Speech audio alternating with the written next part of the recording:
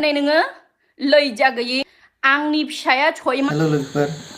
आंनि जेके मोसाहारि इउटुब चेनेलाव नोंथांमोनखौ बरायनाय थाबाय आङो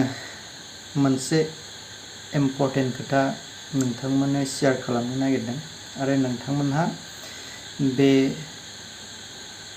खोथाखौ नुखाबायबो जानो हागौ नोंथांमोना चेनेलाव गोदानबा चेनेलखौ अन्नानै साबस्क्राइब खालामनानै लाग्रो बेनि उनाव भिडिअखौ नायलांदो खोथाया बेनोदि सासे मैदोम बसुमतारी होननाय इउटुबार आरो जोंना एनिथिं इमजि नि वाइफ प्रिति नार्जिनारि बिथांजों जे मोनसे खोथा जे सिगां बिथांमोननि जे मेरिट जानायनि सोमोन्दै जे 6 मान्थावनो जेनेबा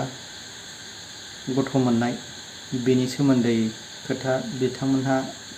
गोबां दान्थे बिदान्थे जादों बे आं भिडिअखौ होग्रोनो सानबाय नोंथांमोना भिडिअखौ फुरायैनो नायलांजोबग्रो अमा बिया नोंखौ 24 घन्टानि गेजेरावहाय नोंखौहाय केस हैगोन आं नों जुदि खमा बिया नोंखौ केस हैगोन आं दिनै जोंनि बर' समाजा ओरैबादि गियानि जालांबायना ओरैबादि गियानि गुनि ओरैबादि गोजौ लेभेलाव थांबायना जे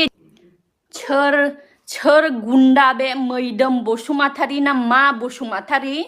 गुन्डा नों नम्मानि उदैनिफ्राय जोनोम जायाखै नामा बबे गुदुंनिफ्रायनो एथ' गना फैनाय नोंलाय बबे गुदुंनिफ्राय गना फैनाय नोङो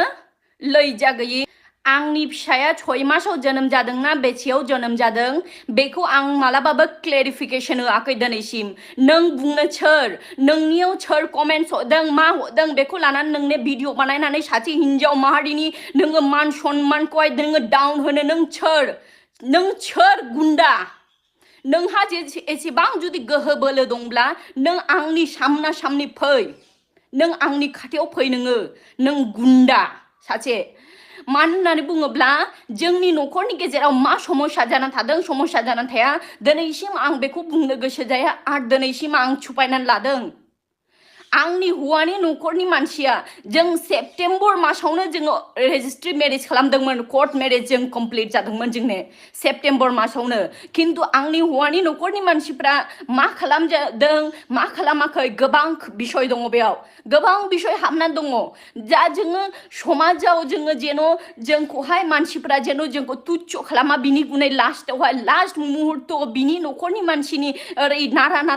नाथा खालामबाय थानायावहाय आं बाध्य जानानै आंनि न'आवहाय आंनि बिमा बिफाया जोंखौहाय जस्ट ब्लेसिं होनानैहाय जोंनि जिहेतु जों कर्ट मेरेज खालामखाबायमोन सेप्टेम्बर मासावनो जोंखौहाय जस्ट ब्लेसिं होनानै समाजनि मानसिफोरखौ जाहोदों सैमा गुन्डा नों एसेबां नोङो बुंनो नोंहा जेबो राइट्स गैया नों इन्टारनेल नोङो एन्टायर बिसयखौ नों मिथियाब्ला नों माब्लाबाबो बेबादि भिडिअ बानायनो दाफै नङाब्ला किन्तु आं नोंखौ केस होगोन आं दिनै आंनि गोसोआबो गावो दिनै सासे हिन्जाव जानानै आंनि बिखाया गावो दिनै आंनि न'खराव मा जानानै थांदों मा जानानै थाङाखै आं समाजनि खाथियाव आङो बेखेवनो बायो दिनै मा होननानै बुङोब्ला आंनि सन्मान माने आंनि हौवानि सन्मानानो आंनि सन्मान आंनि सन्मानानो आंनि हौवानि सन्मान दिनै बेखौ साननानै आं दिनैसिम आं माब्लाबाबो खुगा बेखेवाखै मानो गोबां मानसिफ्रा आंखौ सोंदों मानो बिहाव बिखुनजोनि न'आव थाङाखै मानो बिहाव बिखुनजोनि मोखां दिन्थियाखै मा खारन मा बिसय गोबां मानसिफ्रा सोंहरदों किन्तु दिनैसिम आं इगनर खालामबोदों आङो किन्तु गोबां बिसय हाबनानै दं दिनैहाय सेप्टेम्बर मासाव जेब्ला जोङो रेजिस्ट्रि मेरेज खालामनो थाङो बिसोरो बिमा फिसा न'खरनि गासैबो मिलायनानैहाय दिनै आंनि हौवा बिसोरो सावरायलायदों रायलायलायदों फनावहाय गासैबो बिसय आं बेखौनो मिथियो बेयो आंनि बिमा बिफाजोंबो परस्पर बियो रायलायदों मोजाङैनो मोजां गाथेनबो बिसयखौहाय सावरायलायनानैहाय जेब्ला जों सेप्टेम्बर मासावहाय जेब्ला जों कर्ट मेरेज खालामनो थाङो रेजिस्ट्रि मेरेज खालामनो थाङो बे समावसो जेब्ला आं थाङो आं मिथियो जे बिनि बिमा बिफाबो दिनै फैनाय उदालगुरियावहाय मा होनो रेजिस्ट्रि मेरेज खालामनो थाखायहाय बिसोरबो सय होनो फैनाय होननानै आं मिथियोमोन किन्तु अचानक जेब्ला आं बेयाव थांनानैहाय मिथिहोयो न'खा नायो अब्ला आं सोङो जे फैबाय नामा न'खरनि मानसिया होननानैहाय बे समावसो बियो खोथायो जे मा होनो आरो बिसोरो फैनायले राग जोंदों माबा आरिदों होननानै बेफोरबादि नारा नाथा आं मिथिया दिनै आं आनजानमोन आंखौ लाना थांबाय हाबा खालामनो होननानैहाय बिमा बिफाबो गाथेनबो राजि रायज्लायहरनाय गाथेनखौबो आं बिसयखौ नुदों फनाव रायज्लायहरदों फिसाज्लाजों जोंखौ लिंहरना नामा जों थांनाङा नामा जों थांनाङा बेफोरबादि गोबां बिसय रायज्लायनायखौ आं नुदों खिन्थु दिनैहाय गाथेनबो बिसयफोरखौहाय बिसोरो बिमा फिसा रायज्लायलायनानैहाय दिनैहाय आंखौ रेजिस्ट्रि मेरिज खालामो होननानैहाय लांबाय लांनायनि उनाव बिसोरनि गोसोआव अचानक बिसोरो मा सानखांदों मा साननानै बिदि खालामदों आं जेबो मिथिया खिन्थु दिनैहाय जिहेतु आं खोथा होनानै जोङो एखे परस्पर खोथा मिलायलायनानै थांखादोंमोनब्ला जखन जों बेखौ कमप्लिट खालामनानैहाय लास्टआव उपाय गैयैयाव जोङो दिनै बिनि न'खरनि गुबुन मानसिफोर बिनि बिबथै बिनि किछु आत्मीय स्वजनफ्रा फैनानैहाय जोंनि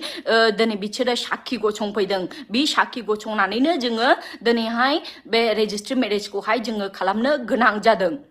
गोबां बिसय दङ बेयावहाय दा बेफोरबादि जोङो हौवा हिन्जाव जाखांनानैहाय जोङो लिगालि हौवा हिन्जाव जानानैबो दिनै जों सामसे जोङो बेफोरबादि गोदाव सोराव थानाय समाजनि मानसियाबो जोंखौहाय मिनिनाय होननानैहाय लास्टआव उपाय गैयैयावहायसो लास्टआवहाय जोङो बेफोरबादि जों डिसिसनखौ लादों जास्ट जों रिसेपसनमान जादों खिन्थु जोंनि हाबाया जोङो सेप्तेम्बर मासावनो कमप्लिट जादों आरो नोंथांमोननि एसेबां जुदि दाहा दङब्ला अब्ला दिनै मानो समाजाव जे मानसिफ्रा जे जायगायावहाय जाय सिख्लाफ्रा दिनै रेप जागासिनो दं दिन रेप जायो बा गावनि गोसोजोंनो जिनाहारि बेफोरबायदि खामानि मावनो थाङो हाबा जायालाबानो बेफोरबायदि मानसिफोरखौ मानो होबथाया दिनै गोबां मानसिफ्रा गोबां सिख्लाफ्रा आं दिनै नामबो बुङा जेबो बुङा आं बेफोरखौहाय बुंनोबो गोसो जाया आरो माब्लाबाबो सासे मानसिनि सिख्लानि सेंग्रानि आं इमेजखौ बेखेवनो गोसो जाया गोबां बेफोरबायदि मानसिफोर दं जायफ्रा साजेसन लाहरनो बा सोंहरनो जे दिनै आं हाबा जायागारानो आं दिनै प्रेगनेन्ट अबस्थायाव दं बेफोरबायदि सोंहरनो मा खालामजानाय मा उपाय दिनै बेफोरबायदि कन्डिशनफ्रा मानो फैदों दिनै अब्ला साननानै नाय दिनै जोंलाय हाबा जाखानाय जोंलाय लिगालि सरकारनि आयेनाव नों जुदि जोंखौ दिनै बेफोरबायदि अपमान खालामनो सानोब्लाबो जोंहा प्रमान दं जों जे लिगालि हाजबेन्ड एन्ड वाइफ बेनि प्रमान दङ जोंनि फिसाया नाजायज फिसाङा नों फालतु खोथा बुंनो मोना मिथिबाय ना आरो जुदि नों बेफोरबायदि खोथा बुङोब्ला आं नोंखौहाय केस होगोन आरो आं दिनैसिम हौवानि मान सन्मान हौवानि गासैखौबो बिसयखौ आं साननानै आं दिनैसिम सिरि थाबोदों आं गोबां खालामजानायफोरखौबो आं गोसोआव हमथानानै आं लाखिबोदों दिनै आंनि हौवानि मान सन्मान गासैखौबो साननानैहाय दिनै आं सिरि थाबोदों होननानैहाय मा आंनि फिसाया दिनैहाय बेफोरबायदि गाज्रि भाषाखौहाय खोनासंनांगौ जादों नामा दिनै आंनि हौवानि न'खरनि मानसिफोर दिनै मानसिफोरनि थाखायनो दिनै आंनि फिसाया दिनैहाय बेफोरबायदि गाज्रि भाषाखौ खोनासंनांगौ जाबाय नामा बिथां एनिथिं एमजिनि वाइफ प्रिति नार्जारिया जे मैनोम बसुमतारिया जे एमजिनि मेसिना जिसिबि मेसिन बायदि बे खोथा बुंदोंमोन खोथा बुंनायनि सायाव आं दा बिथांनि बुंनायखौ नोंथांमोना खोनाजोब्बाय जानांगौ जेन मानसिया खैफोदखौ गावनो बजबनानै लायो खोथाया बांद्राय नैबेखौ सालायखौ हारा गैया होननानै जानला मोनला ओरै फिदिंलाबायबा जाया बेखायनो मेन गावनि माइन्ड थानांगौ बे खर'आ मोजां साननो हायाबा मानसिना बे खोथाया बुङोब्ला सिलायनि गुलिया जेरै थाङो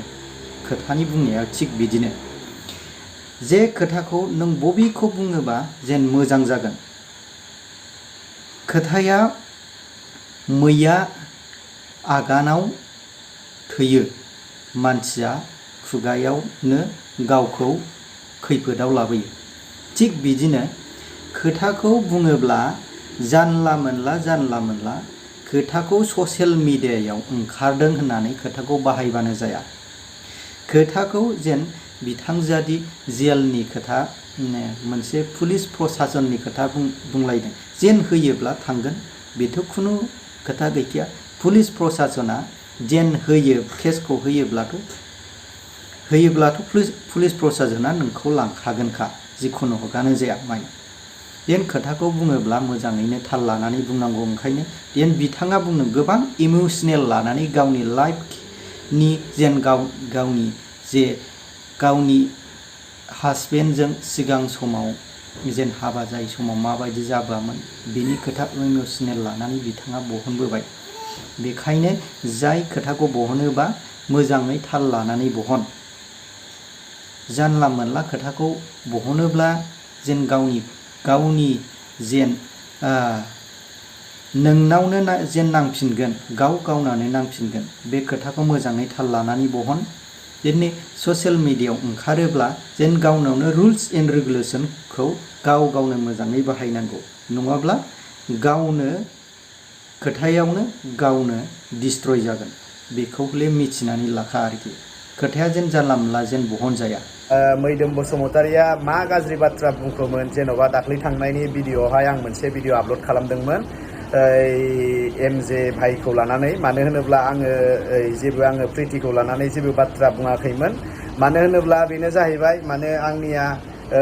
सानैसो मानसि कमेन्ट खालामहरबाय थानायखायसो आङो बेफोरबायदि बाथ्रा बुंनांगौ बाध्य जादोंमोन आरो बेबो नङा जे आङो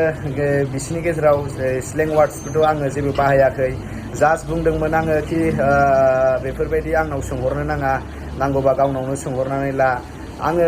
एमजे बिथांखौ आङो कंग्रेचुलेसनसो बावहरनांगौ आं बेफोरबायदिसो बुंदोंमोन आङो होनहरदों कि बिथांनि जि गथ' फिसा बेबो डक्टर इन्जिनियार जानो हाथों होननानै नैबे मैदोम बसुमतारिया बेफोरबायदिसो बाथ्रा बुंदोंमोन नाथाय जोंनि बे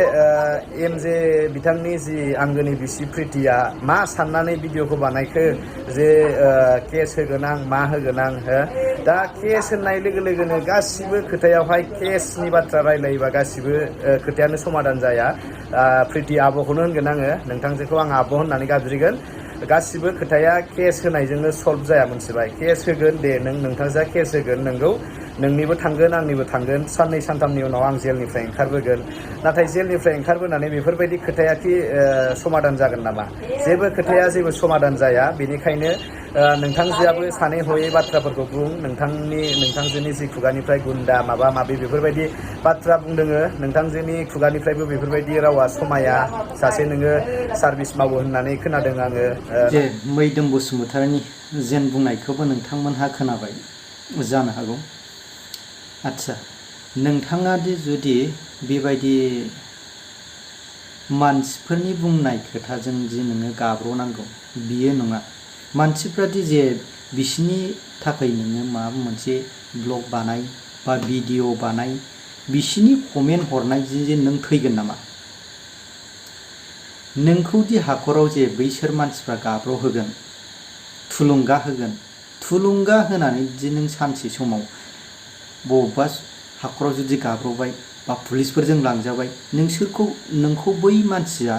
नोंखौ जेलाव थांनानै दि नायहैगोन नामा बेनो मेन खोथाया दिनै आं जाबाय आंखौबो बै थुलुंगा होग्रा मानसिफ्रा आंखौ सोरबा नायहैगोन दा बेनो दा नोंखौ दि बैसोर मानसिफ्रा गाब्र'होबाय नोंखौ जुदि पुलिस प्रसासना नोंखौ जुदि लाङोबा बैसोर नोंखौ लायगोन नामा नोंखौ नायगोन नामा बेनो मेन खोथाखौ बहनोबा मोजां गावनावनो डिसिसनखौ लानानै बे माइन्डखौ मोजां बाहायनानै दिहुनग्रोनांगौ देन माइन्डखौ मोजाङै बाहायनांगौ बे खुगा सालाया मोजाङै बाहायनांगौ गावनावनो रुल्स एन्ड रेगुलेसनखौ मोजां बाहायनांगौ नङाबा फोजोबनाया गावखौनो लाबोयो बेखायनो ससियेल मिडियायाव फैयोबा मबेखौ बहनोबा जेन आंनि सायाव मोजां प्रफिट फैगोन आंनि सायाव मोजाङा फैगोन बेखौ नोङो साननांगौ जेन खोथाखौ बहनलाबायोबा आङो भाइरेल जानानै आंनि साबसक्राइबार आंनि भिउसआ बांगोन नामा बेखौ नायनानै जाया खिन्थु बुंदोंमोनबा जेन एमजिनि सायाव मोजाङै बुंदोंमोनबा बा प्रिति नार्जिनारिनि सायाव मोजाङै बुंदोंमोनबा जेन बिथांमोनहा जेन बेबायदि गोसोआव फायार जाखांनाय नङामोन जे कन्टेन्टखौ लाबोयोबा मोजाङै साननानै कन्टेन्टखौ मोजाङै लाबोनांगौ। बिसिनियाव जेबो नांनाय खोथा बुङामोनबा बिथां